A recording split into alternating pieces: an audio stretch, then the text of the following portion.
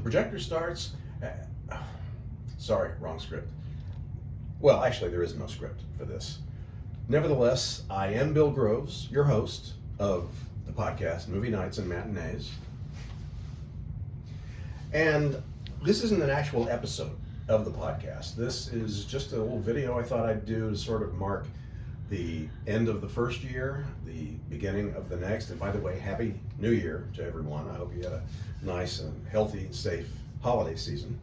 As we go into 2024, I'm looking forward to some really cool episodes, some great guests, some of whom have already appeared in 2023 that'll be coming back to talk about different topics. And incidentally, thank you, those of you who have watched in 2023. Please continue to do so. Subscribe, download, share, visit the Facebook page. And incidentally, welcome to those of you who are discovering us on YouTube. That's new this year. We just rolled it out on YouTube. So you got some catching up to do there, but hope that you will leave comments on the YouTube page, visit the website. There's a comments page there. Start an argument on the Facebook page, whatever. Just, we love the feedback and want to hear what you like, what you'd like to see, any ways we can improve, that sort of thing. So anyhow, I figured I would take the opportunity to give you a little look sort of behind the scenes, and how Movie Nights and Matinees is done, or at least where it's done. So follow me and I'll show you around a little bit.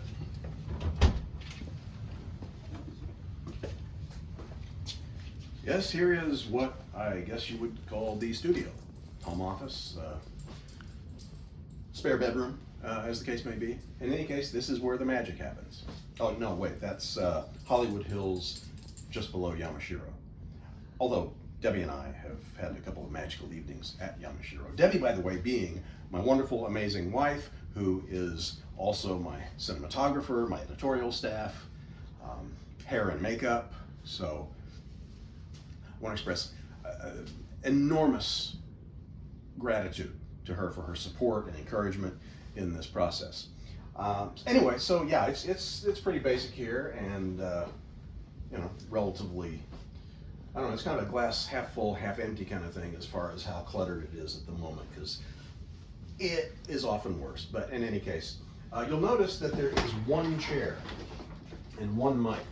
And even though I now am happy to have my longtime friend, 16mm collector extraordinaire and host of the Dallas Classic Film Group as my guest host, he came on board a few episodes back as a guest to talk about collecting and so forth, and then has been joining me for most of the episodes since then to add a little more depth, another angle, ask some questions that it wouldn't occur to me to ask with our guests, and so it's been great having him along.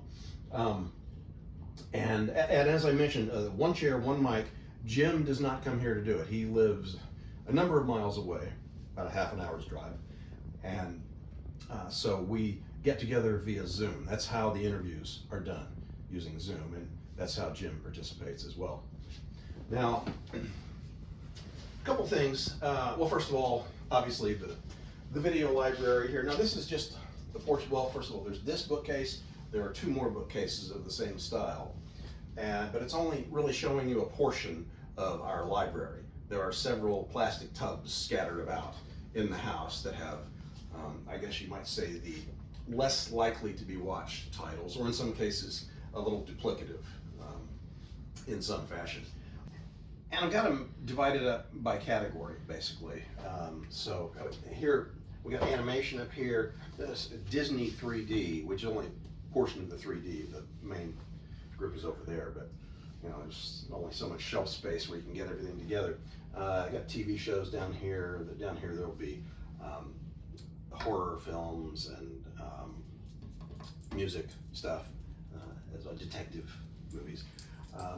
Got books over here, some of which, and I was mentioning Television Chronicles. Well, here is a complete set, all 12 issues of Television Chronicles. Now, I do have framed copies of all of these issues, some of which are autographed by the people who appeared on the covers. And in other places we've lived, I've put them up on the wall. So that's what really should be up here.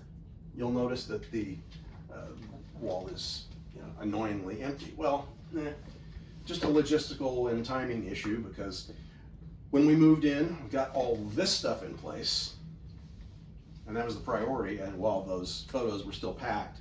So once this was in place, like, okay, do we really want to try to haul all this out in order to get them up on the wall? And I certainly don't want to risk my life trying to put them on the wall, leaning over everything. So it is what it is.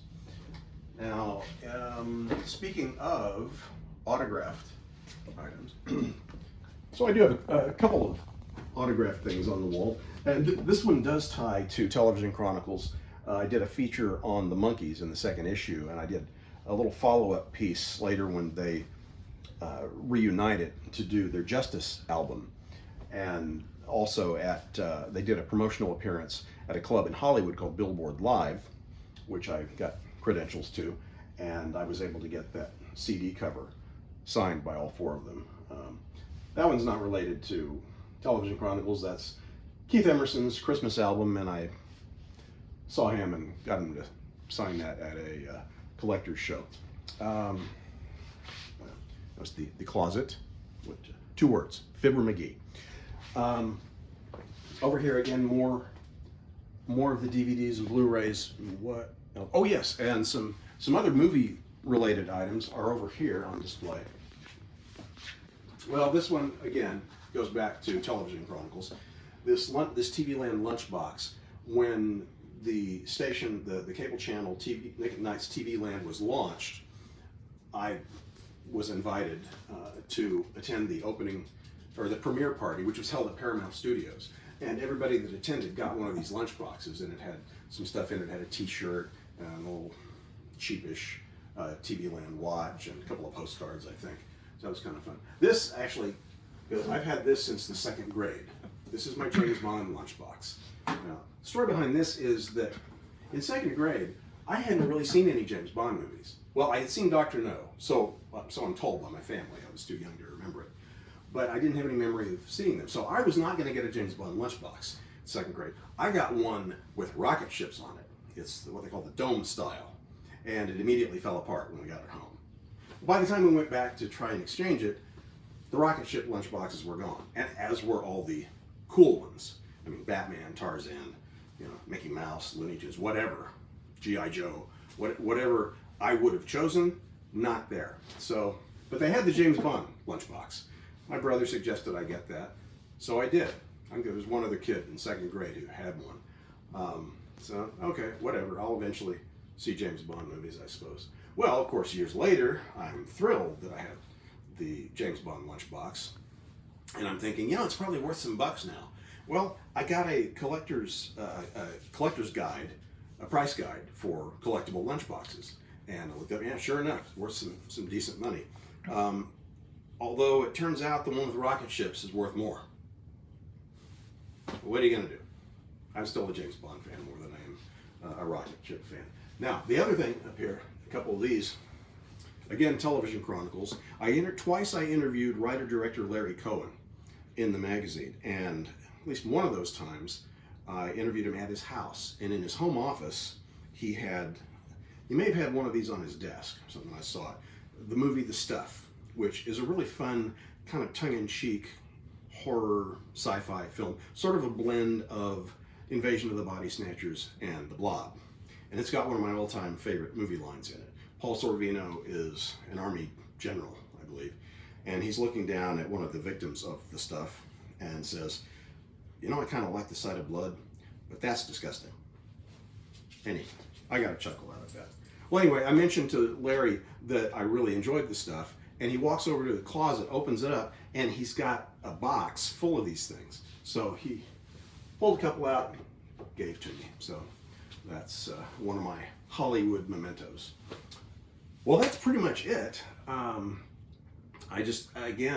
really enjoyed doing the podcast. I mean, if you listen to the episode 0 where I talk about how I got into enjoying classic movies, it fills in the gaps. And this has allowed me to sort of rekindle the love of the classic films. And so I'm really happy that you have joined me on that voyage.